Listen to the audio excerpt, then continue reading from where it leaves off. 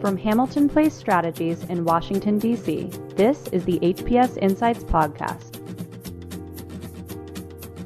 Welcome to HPS Insights for our special series on health disparities in minority health in partnership with the Rare Disease Diversity Coalition, a new first-of-its-kind group addressing the extraordinary challenges faced by patients of color with rare disease. I'm your host, Stacy Kerr from HPS, and I have the pleasure of being joined with special guest host, Tammy Boyd, the Chief Policy Officer of Black Women's Health Imperative. Welcome, Tammy. Thanks for joining another conversation in our series together. Yes, absolutely. Thank you. Thank you for inviting me and glad to be here today.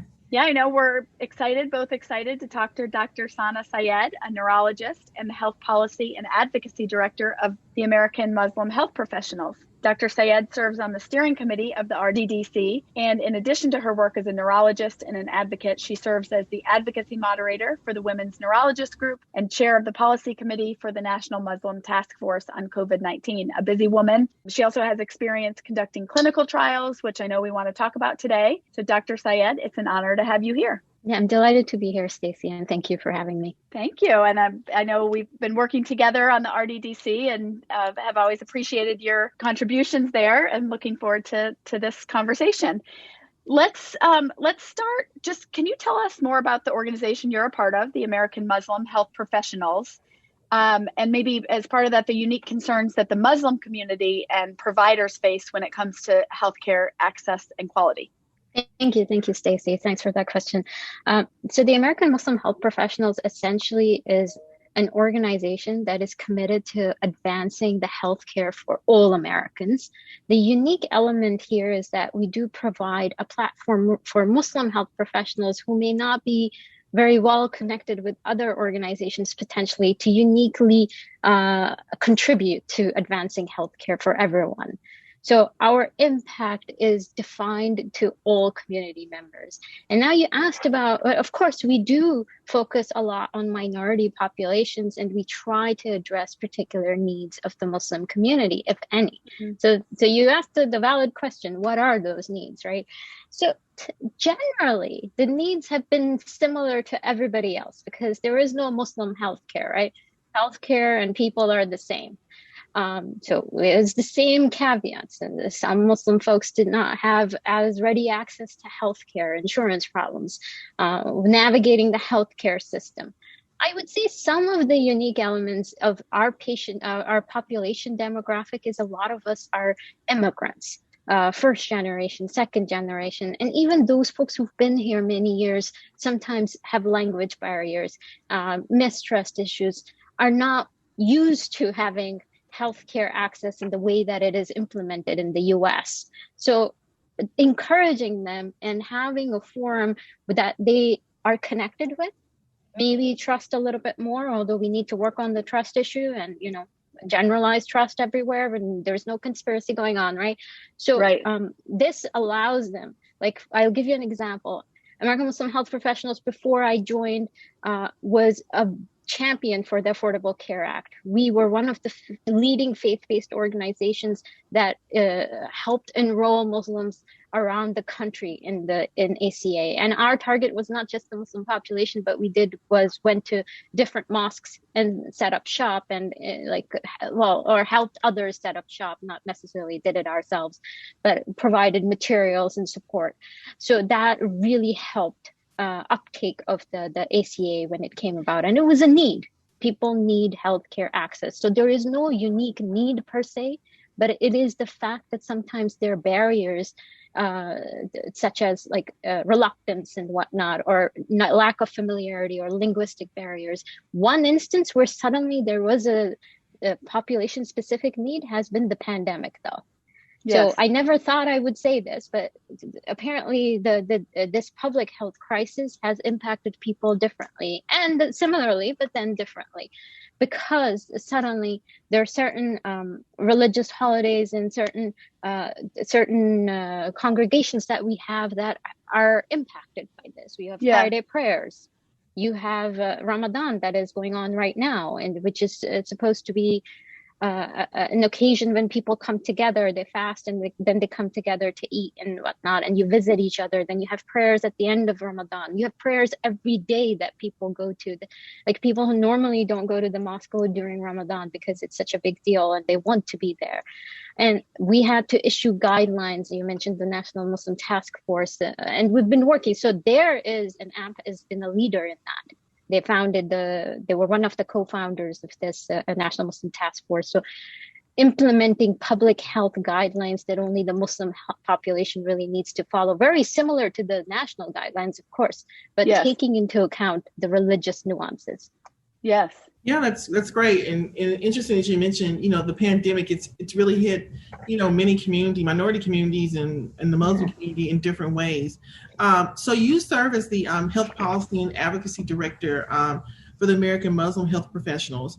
Can you tell us a little more about your role in the organization and how the organization has engaged in healthcare advocacy to support policies that really improve equity, accessibility of healthcare for Americans? And I know you also hosted a conversation with Dr. Fauci as you talk about the COVID pandemic. But can you tell us a little bit more about your role and your leadership in the group? Yes, of course. So thanks, Tammy. And there's so much that was done over the past year since the pandemic started. And of course, we've been engaged in work prior to the pandemic as well. So specifically dividing up this question, healthcare access in general, we've been committed to that before the pandemic, during the pandemic, hopefully after it as well. So ACA was one of the main things that we started off with. We've been committed to protecting ACA with other collaborating organizations. We've always collaborated with organizations that advocate for Medicare, Medicaid expansion, because that has been healthcare access also has an equity element, and that has been one way to ensure greater equity, at least my conversations with other public health organizations. I will mention as a side note here that we work very collaboratively with other public health organizations, regardless of religious denominations. I mean, that's like at our very core. That we want to collaborate with everyone, and health equity specifically. So like you said, Tammy, during the pandemic, suddenly it was really staring us in the face. Previously, it's always been there in the background. There was always a problem, but I think the pandemic really surfaced it. We needed to do our part in this. So one of the things that I came up with during this, and it's very, very new, just in the last 6 months, is it started like a health equity network alliance, and a very loose alliance. And we in particular got in touch with certain health equity experts in the field. I'm based out of Boston, so there are some health equity physicians at Harvard that write about this frequently. I connected with them. The Campaign Against Racism organization run by Michelle Morse, I reached out to her. She was instrumental in connecting me with more people, and specifically Sophia Castellans. She's at Vanderbilt University. Now, connecting with all of them really helped me understand things. Now, we worked on healthcare access. I wanted to work on healthcare delivery. I'm not an expert on bias, unconscious bias, and I recognize that that's a problem, but I wanted to also look at other things because there's embedded bias in the delivery of healthcare. So what we decided to do was to work on, publish scientific materials critiquing the way that healthcare delivery occurs. We're not the only ones doing it, but I still think that it's valuable for people to engage. Just because somebody else is also doing it doesn't mean another voice doesn't matter. So we worked off of the publications that, for instance, Michelle has been involved in and has been spearheading. And I worked with Sophia, and she was one of the co-authors with us, and was, I would say, a very invaluable resource in framing our health equity narrative. One of my friends has a PhD in systems approach. That is one of our publications that just was published in February. I mean, like I said, it's only been a few months, so we only managed one publication since we're trying to do this in our free time. Well, that's no small feat. One published research is no small feat. So yes. So it's in the American Journal of Bioethics, and we hope to keep doing that, critiquing different elements, working with these health equity experts. We're also in touch with the medical student group, the Institute of Justice and Healing in Medicine, and supporting their advocacy efforts, because they are specifically, them and Campaign Against Racism and also the AMA have been working with a lot of different organizations to critique particular healthcare delivery issues. So there's these algorithms specifically that are used in healthcare that have been heavily criticized for being biased, racially biased. And we talked to the American Medical Association as well. They don't generally collaborate, which is fine. They're such a large organization, but we understood from them what are the needs in the field. Publications and public health information is what is required. So we're also trying to do webinars to help familiarize not just other health professionals, but also community members, cancer screenings and whatnot. How is it needed and how is it different? And what are the data around it and when you should be screened? And that's been our health equity effort. And then I would mention joining the Rare Disease Diversity Coalition, because I truly believe in clinical trial equity. And I thought this was a very unique forum that brings so many people together. Like I said, collaboration is at our core. And this is a true manifestation of collaboration. And I think they're so solution oriented. It was so delightful to join them. Last thing, pandemic. I'll wrap up very soon. Yeah. Pandemic brought its own set of challenges. For the Muslim population, I already mentioned we had to issue guidances, particularly on certain public health issues, but pandemic specific policies as well. Again, I recognize we were one voice and there were other voices as well. So it's not to discount that other people were working on this, but we approached it head on. We looked at all the public health solutions out there, increasing PPE, protecting health workers, increasing testing with the focus on minority populations. We identified those legislations and we met with senators. We engaged community members to write to their representatives. We also rallied with other organizations and wrote our own letters and engaged with other organizations, send it to federal leaders and other Senate, Congress people, depending on the piece of legislation that we were supporting. But yes, we were very proactive in that as well. It's difficult to measure the impact because so many organizations are trying to do it, but we did not stand at the sidelines. We were very, very happily engaged. Yeah, wow. Well, we're going to take a quick break. We're going to come back and we talked about COVID. We're going to talk about clinical trials, more about the RDDC. Let's take a quick break. You're listening to HPS Insights. Hamilton Place Strategies, HPS, is an analytical public affairs consulting firm with offices in Washington, D.C., New York, and California. HPS uses substantive analysis to understand complex topics and create public affairs tools to explain issues to target audiences and reach critical stakeholders. We achieve our clients' goals by enhancing understanding of issues, products, and companies, and ultimately improving outcomes. Learn more at hamiltonplacestrategies.com or follow us on Twitter at HPS Insight. Welcome back to HPS Insights. We're in conversation today with Dr. Sana Syed, the Health Policy and Advocacy Director of the American Muslim Health Professionals and a leader on the new Rare Disease Diversity Coalition. And I'm joined by Tammy Boyd from Black Women's Health Imperative. You started to talk about clinical trials, and I know that you have experience personally in clinical trials. So we know that diverse representation in clinical trials or genome studies continues to be a real challenge. Can you speak to how Muslim patients are being engaged and represented or not in clinical trials? Okay, thank you, Stacy, for that question. Now, this is a complicated topic in the sense that, first of all, clinical trial engagement is not tracked based on faith. So it's difficult to get numbers. But at the same time, and our Muslim population is extremely diverse group, demographically speaking. It's about 20 to 30% Black Muslims who are obviously US based and are not immigrants. So that differentiates it for others. Then there's a huge proportion of Arab and South Asian folks that are more, recent immigrants. And it is very difficult to look at how they are being engaged because, for one thing, the Arab population has historically been classified as Caucasian as well. So it's difficult to say there. And then South Asians, like myself, have been classified as Asian. So it is difficult, but I will tell you from sort of our personal experience and kind of no specific survey or research, but understanding our own population and being in this realm, what we've seen is that there's, of course, clinical trial barriers for the Black populations to some extent is the same as as we see in the Black community in general. They have a history of atrocities in clinical trial, and that creates a barrier, which is understandable. I would say it is compounded in the overall Muslim population by a sense of mistrust. And it's very interesting that you put genome studies there, because that in particular triggers this reaction that you're being tracked somehow, like your DNA, the government is going to use it in some way against you.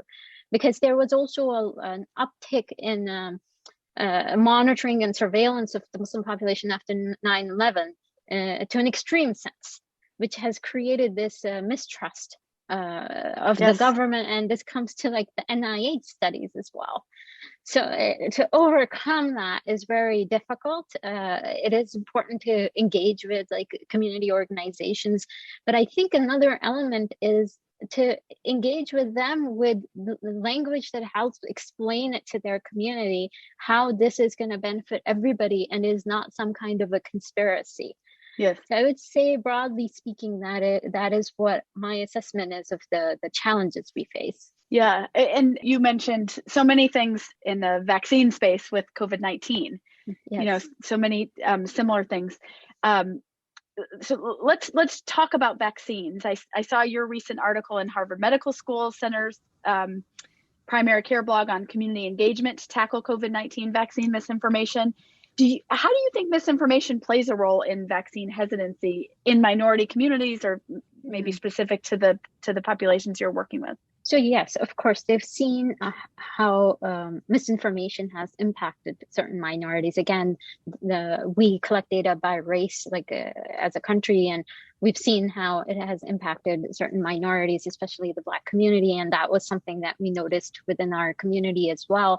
But we also noticed overall, and this was more not a survey again, but understanding from our community leaders what they were hearing from their congregants or the folks in their circles, was the same misinformation was trickling down, but there was this added issue that was raised about the ingredients of the vaccines. This surfaced in the beginning because there is this concept of halal, which is similar to kosher, and they were asking whether it has animal products. Wow. Particularly porcine, because that is just, off the table, similar to the Jewish faith. And then even bovine, it has to be a certain way. And what we ended up doing is, after understanding all of these questions that came through, we did a thorough review of the ingredients, and Pfizer and Moderna were the two vaccines that initially came through. We looked at, because vaccines is not a new thing, right? Vaccines have been there for a while. It's just with COVID and the magnitude of the problem and the conspiracy surrounding it, it has blown out, really out of proportion. So there's more misinformation than historically with any vaccine, I would say. So what we did, we even looked at, in the past, there's been rulings around this, religious rulings, which said that because these products are incorporated in a vaccine after going through a lot of processing, so even if they are included, they have changed from their original format, and therefore it is allowed. And including, and in particular, there is within the Quran, it says that saving a life has paramount importance. So the pandemic, if you get vaccinated, you're essentially not just protecting yourself, but others. So it is one of our core principles. Yes. So recognizing that and using that also historic religious ruling about how the ingredients once processed are allowed, and then looking at the Pfizer and Moderna ingredients, which do not contain any animal products. They do not. Okay, I was going to say, did you, knowing this history, I was wondering, did you anticipate that would be of concern? We looked into it. It was an evolving thing, right? We didn't know the ingredients. We found out what they were. It's going on, it was happened so fast, right? But we also reviewed the ingredients. We made it clear there are no products of this nature in the two vaccines. And that was one of the first barriers we had to overcome that was unique to our population. And I would say that the other sort of barriers were more streamlined and similar to everybody else. And it was the same thing. Is there enough safety data? Is enough this, enough that? And that is one of the reasons we did a webinar with Dr. Fauci as well, to address the usual suspects of vaccine hesitancy, and highlight how robust the clinical trial process is around these vaccines and the way it's done, and flag the diversity in these, because there was still at least 10% the diverse population. I mean, it's not a huge number, but what we have, we should flag. Yeah, and to sort of follow up on that, I know you attended the RDDC's recent steering committee meeting, which featured remarks from Dr. Wayne Frederick, the president of Howard University. But he spoke to how a diverse medical professional community can better serve a diverse population. What barriers do you see in recruiting Muslims to join the health profession? Yeah, so thanks, Tammy. So that is an interesting conversation. And as I've said a few times already, that our population is so diverse that the challenges of joining the health profession are probably different for each demographic. And I know that numbers around African Americans in the medical community are fairly low, which is really shocking, in the 3 to 5% range. And we know through research that Black patients do better under physicians of the same demographic. Yes, their care they do better. And so the barriers are the generalized barriers that you see in the community. For the South Asian and the Arab population and any other demographic, I would say historically, our families are obsessed with the medical profession. So it's when you're born, you're assigned a profession, and usually it's either a doctor or an engineer. I mean, it happened to me personally. You were destined for this work. It sounds like you're meeting your destiny. I'll tell you that. Yes. So I mean, it worked out for me, and I'm happy for it. But sometimes I wonder. I also did not grow up in the U.S. I grew up in Kuwait, and I came here for my training.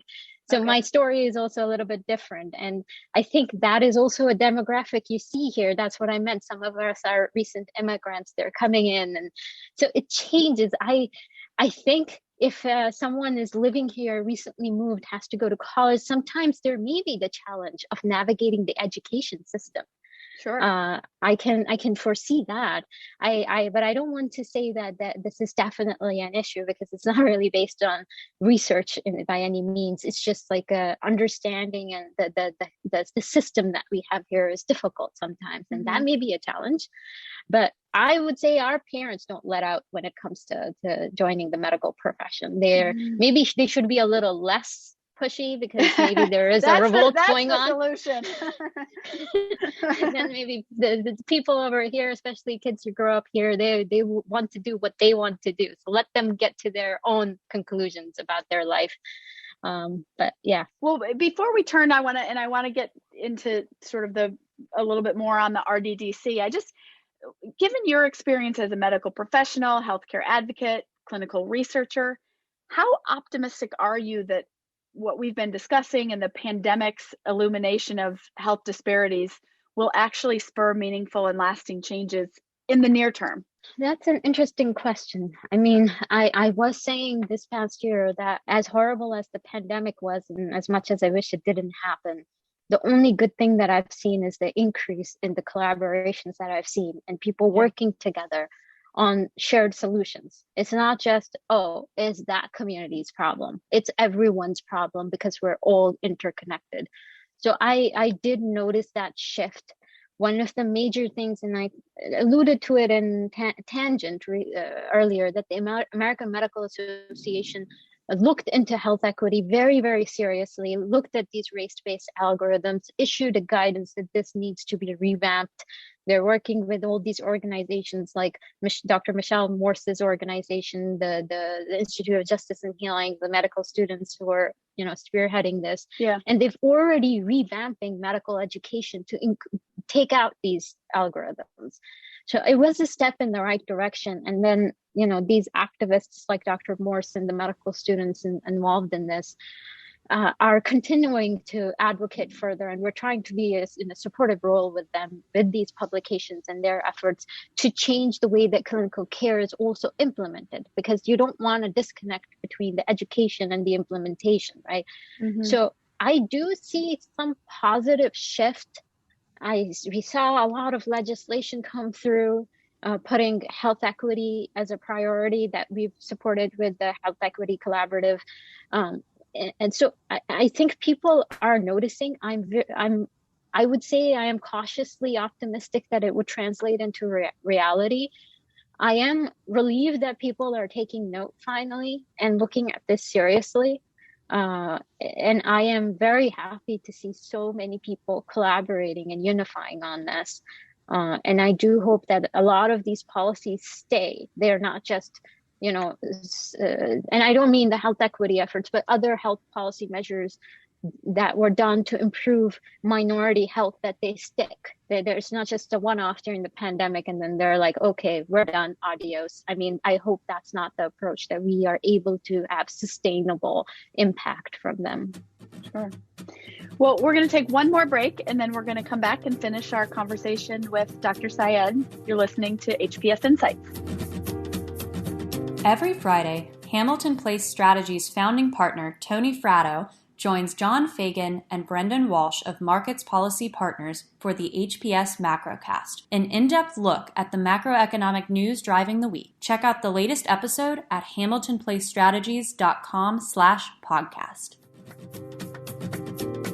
Welcome back. We're in conversation with Dr. Sana Syed, Health Policy and Advocacy Director of the American Muslim Health Professionals and a leader on the new Rare Disease Diversity Coalition. Dr. Syed, we've talked to Linda Goler-Blount from Black Women's Health Imperative on this podcast, and she's shared more about the new Rare Disease Diversity Coalition that Black Women's Health is leading with a number of you. And I know you serve on the steering committee. And I want to get your perspective on what are some of the delays and barriers to diagnosis and treatment that Muslim patients with rare disease encounter. You've shared with us today the diversity of that group in the Muslim community and how we can't think of it as just all sort of the same. Yeah, exactly. And that manifests itself in all of these questions, obviously. And to answer your question similarly, that because of the diversity, each demographic may face unique challenges. And I think the ones that have been the best assessed have been in the Black community in general. So of course, those barriers exist. But I think one thing that is maybe unique to the other potential demographics, majority demographics, I guess, that's not to preclude any other folks, is that, like I mentioned before, that they're more recent immigrants, for instance. And that's not to say everybody is, but it's possible that navigating the healthcare system may be a challenge for them. And then it goes into like, do they have the appropriate healthcare access? And once they have the healthcare access, do they have any language barriers that makes them less able to navigate the system appropriately to get a diagnosis? Because having any disease is a challenge, but at least when you have something like diabetes and hypertension, it's easier to get diagnosed, get treatment. It's kind of standardized. It may be better in some people, a little better or worse, but it's a little bit more straightforward. With a rare disease, it's usually you go through a gamut of doctors. You have to find the right specialist. You need to be able to advocate for yourself. So all of these things will pose barriers. It will pose barriers for anyone. And I think that for more recent immigrant families in particular, if they are not used to the healthcare system here, and in some cases, they may not be used to advocating for themselves very strongly. Mm-hmm. It may be very hard for them to reach that answer. They may be written off, or they may not reach the provider they might need to see to make that diagnosis. And they may not even have healthcare access. I don't think there are any religious barriers per se. I cannot think of any reason from that perspective. Of course, yeah, I don't really think that there's any issues there. It's just a matter of these other ancillary factors that may play a role, just because the Muslim demographic is very diverse, and some of them are immigrants, and that may be a barrier. So in addition, I wanted to kind of follow up on that. In addition to you serving as a steering committee member of the RDDC, the Rare Disease Diversity Coalition, you're also a member of the Research and Clinical Trials Work Group. And, given your background as a physician with research experience, healthcare policy expert and an advocate, I know you will bring an incredibly holistic perspective and approach to leading this work. So can you speak to, why you agreed to join the working group and what you hope to achieve? And then just what are your, some of the key goals and focus of 2021? And then we also may ask you to join our provider work group as well, because just listening to you, you have just an extraordinary perspective and experience, I think will be very helpful to that group as well. No, thank you, Tammy. Thanks for letting me know that as well, for sure. Yeah, you got one more thing to do. I'll add that to my list for sure. No, I was just very excited to join the RDDC when I saw what the group was doing. I attended one of the inaugural events for this year. I know you guys have been doing this longer than I've known, or my involvement, but I just saw the unique organization, the perspective that you bring, the people that you bring to the table. And like I said, for me, the creation of clinical care is also an equity issue. So we need equitable representation there. We've already talked about healthcare access, and we've talked somewhat about the healthcare delivery in the hospital. So those are also like parts of the healthcare that need to be equitable. But the creation of healthcare is so important. And like you said, Tammy, I have research experience, particularly with clinical trials. It's part of my routine job. So I know what goes into creating a clinical research project, and the questions that we try to answer. And I think there's two things that I had in my mind when I looked at your working groups and looked at how you were working on solutions together. One was, of course, I wanted to be part of this group to contribute with my experience and try to make things more equitable in clinical trials by either making the presentation of clinical trials to the community members more palatable and overcoming their unique community barriers that we see across different demographics and religious groups, like overcoming that with proper messaging. But at the same time, I will say that I also wondered, as someone who's so embedded in the research process, that I may have something to learn as well when we're creating a research project. I never think about, we need to exclude that demographic or not. But what if inadvertently we as researchers may be doing that? So I do have to say that one of the things that did interest me, and I wondered about this, is that whether listening to all the others in the group with their perspectives, will it help me discover as well something that I need to change in the way that we do our research as well. So let's see. I want to explore this further. I want to be a part of. I really enjoy discussions, and especially around science, of course. So I do hope this cross-functional experience will be enlightening across the board. And in terms of what I hope to achieve, I hope that we're able to communicate more effectively about clinical trials to all community members, because for me, that is a huge gap. I hope we're able to work with patient groups and industry groups and other groups together to find alignment, because I don't like the idea that, this is someone else's responsibility. It's everybody's responsibility. It's the responsibility of the physician running the trial, talking to the patients, the responsibility of the company that put the protocol together. It's the responsibility of the patient groups who are involved in all of this to improve community engagement. So that's why, and I think that's how they look at it. But maybe the missing link has been all of them coming to the table together to create effective communications, to work together. So streamlining that work process would be amazing if it goes beyond the RDDC even, and becomes more generalizable in other trials. Well, I do think you are uniquely committed to this idea of our interconnectedness, and as you've sort of woven through this, how dependent we are on these collaborations and coalitions coming together.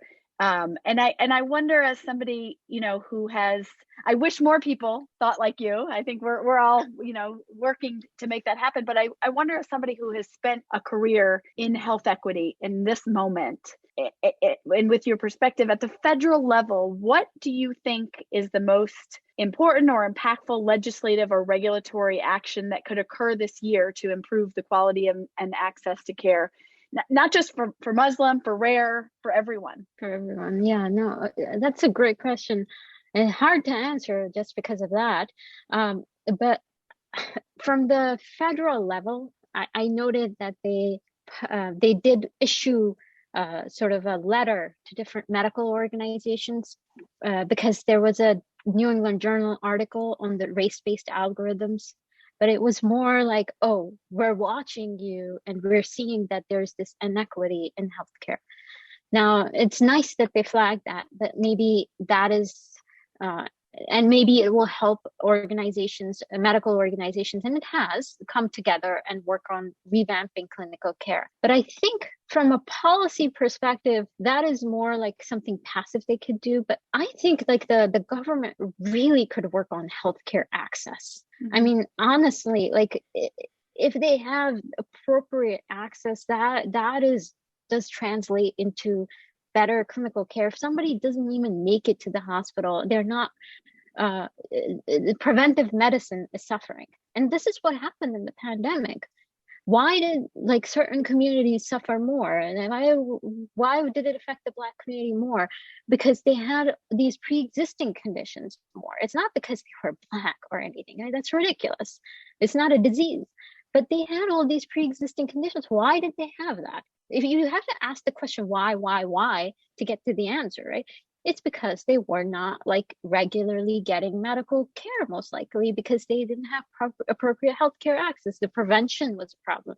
There's also like social issues, of course. I don't want to discount that. Food insecurity is a problem. Housing insecurity is a problem. Where you live is a problem. Is there an appropriate healthcare center? The social determinants, right? So I think that the priority, I don't know what kind of legislation they have for social determinants of healthcare, but what I think that they need to do is improve healthcare access and then start looking at social determinants of health, because they make regulations on food insecurity, housing, education is also, I think, has an impact on health. They make these rules based on money. They don't make these rules based on the impact on healthcare. Or the outcomes, right?